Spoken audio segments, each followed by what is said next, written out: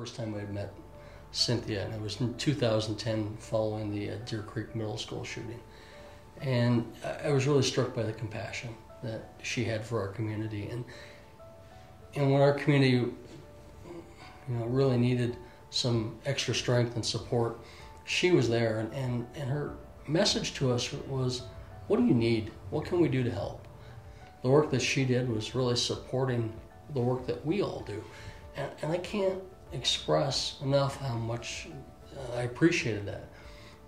And I think that it lent itself to that compassion beginning probably in the work that she did in 1996 during the Atlanta bombing at the Olympic Games, when she was the primary liaison for the victims. And I think that when you're a first responder, you have a really strong fundamental understanding of what it's like to take care of people, to want to support and protect.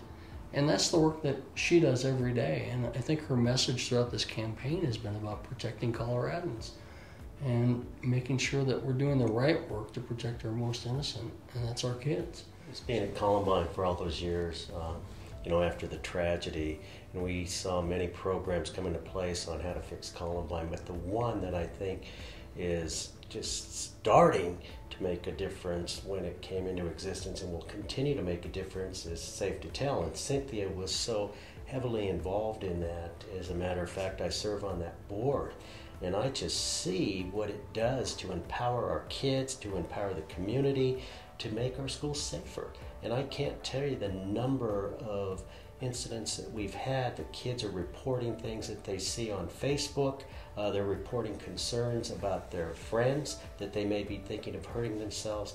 And Cynthia has been a strong advocate for that program, and I see firsthand how it has benefited our communities to make our schools safer. If we can stop this at the front end versus the response during an active shooting or during a suicide attempt or whatever it may be, it's her leadership that saw that was an important program and that has brought it back to the Attorney General's office where it's funded, and now gives us a chance on the front end to step up and interdict in some of these situations.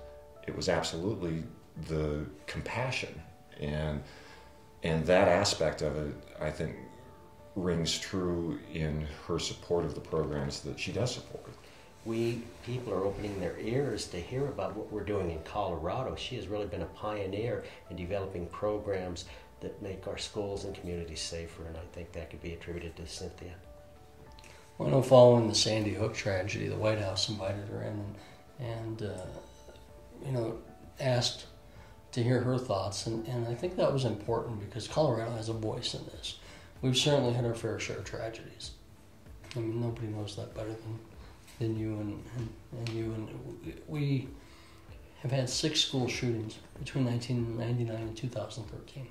And I think sometimes politicians have a tendency to politicize these events, and I've never seen that from her.